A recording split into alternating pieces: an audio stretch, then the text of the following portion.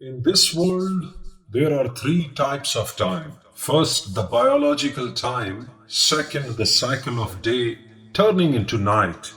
And then night into the day, along with the changing season. And third, the time that doesn't even exist, which is sheer illusion called psychological time. In psychological time, the past and future exist. While people are kept unaware of the present moment, in reality, the past only brings mental stress and the future is nothing but anxiety. Psychological time is an illusion, a maya, and has no existence. Those living in it, conditioned by their parents, religion, society, and the copy paste mechanism, not only follow it like a frogs in well, but also defend it blindly. This is what the Quran refers to as dunya, which means something fallen or insignificant. The Quran states that surely this worldly life is nothing but play and amusement. Still, people do not use their intellect and follow the crowd, using words more and actions less. They do not put effort or act, but they rely on religious rituals and resort to follow chants, prayers, and other shortcuts by just moving their lips. This ignorance is such that Quran was never opened and understood. No reflection was done and no question was raised on the translation, resulting in kalima in a foreign language becoming a stamp of being a Muslim or a believer. Salah, a high concept, was turned into ritualistic worship. Fasting into staying hungry all day and feasting all night. Zakat become 2.5% in the pocket of religious leaders, and Hajj, a great concept, got linked to Saudi Arabia tourism. Especially for Muslim, dua holds significant importance. Performing ritual praising Allah on rosaries and tasbeehs and expecting rewards. The moment of thought is that they ask Allah for the worldly goods that He called play and amusement or illusion in the Quran. If they get what they desire, they take the credit. If not, they blame Allah to soothe their ego, saying it was Allah's will. You may have heard many times, if you recite this a certain number of times, you will pass the exam, or recite a particular verse this many times and you will get your house, or recite this many times and you will get a boy, etc. People flatter Allah with praises and deceit to achieve worldly desire. Lazy and idle people use such prayers or flattery to achieve their worldly desire, amusing Allah is unaware and they are just reminding Him.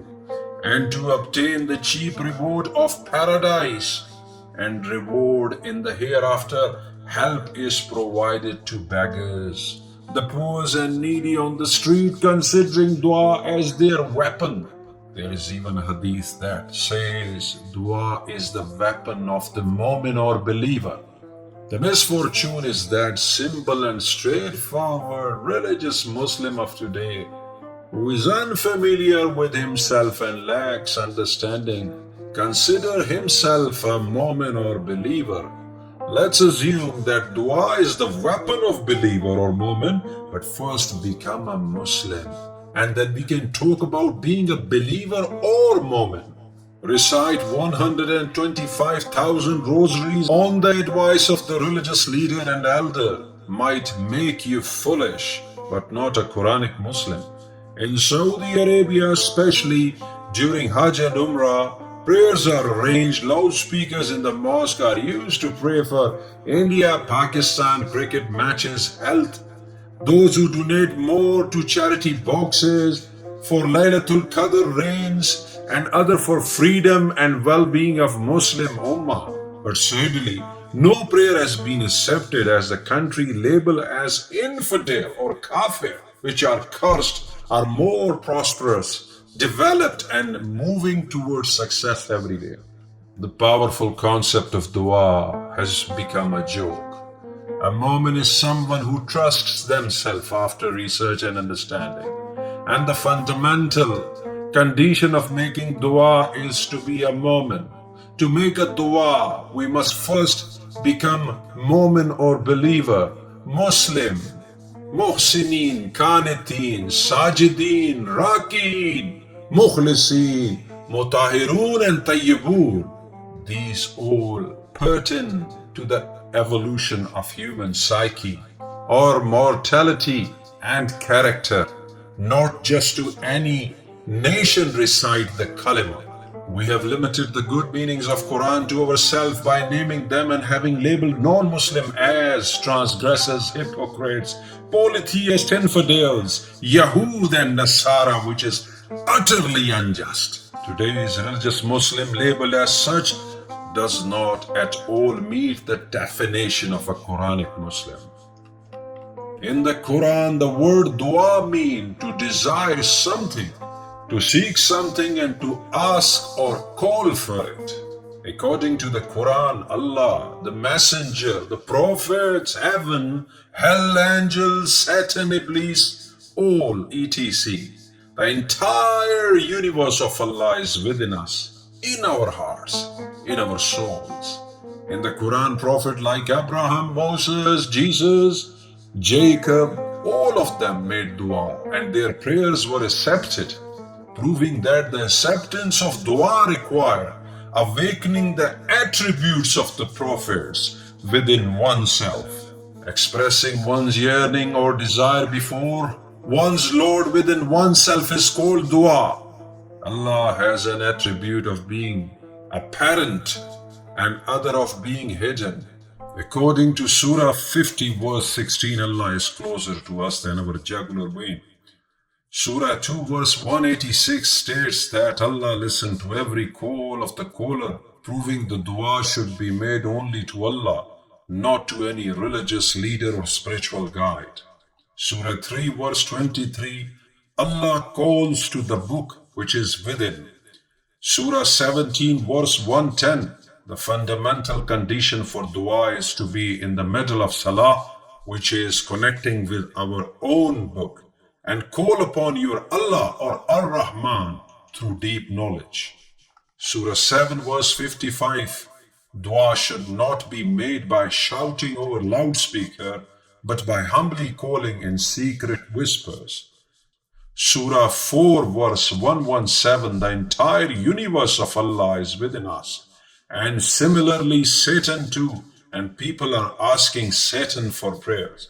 Surah 7 verse 29, to call upon Allah we must first become a masjid, as the call is only made from the house of Allah. Surah 6 verse 40, if you are truthful, Allah will call you to Himself. Surah number 10 verse 25, in this verse Allah Himself calls to the gate of peace, which is Darus Salam, by dua or praying. Chapter 2 verse 221, Allah calls or prays for paradise, while Satan call or pray for the fire of hell. Surah 28 verse 87, for dua the revelation of Allah verses is necessary, so they should not be ignored. For example, anxiety, fear, unease, etc.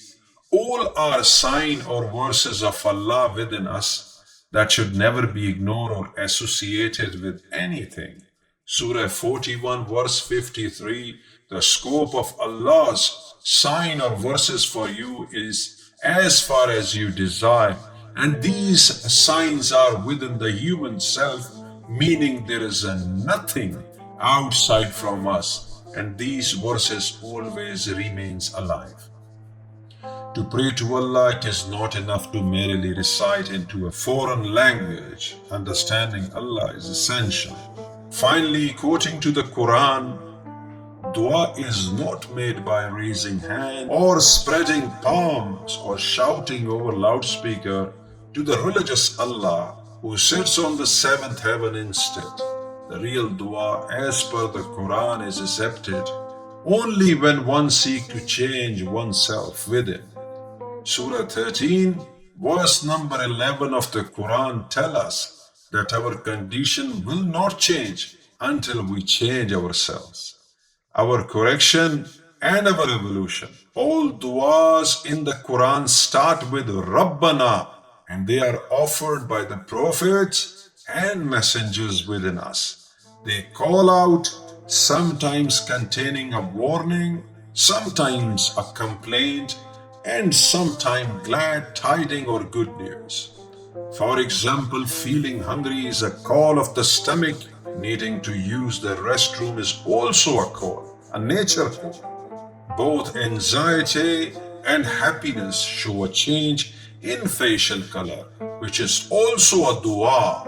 The urge to evolve oneself because Allah is present within us. And this can only happen when we reflect Allah's sign or ayat within us, connect with our own book within, and call upon Allah, our Ar-Rahman, in humble silence.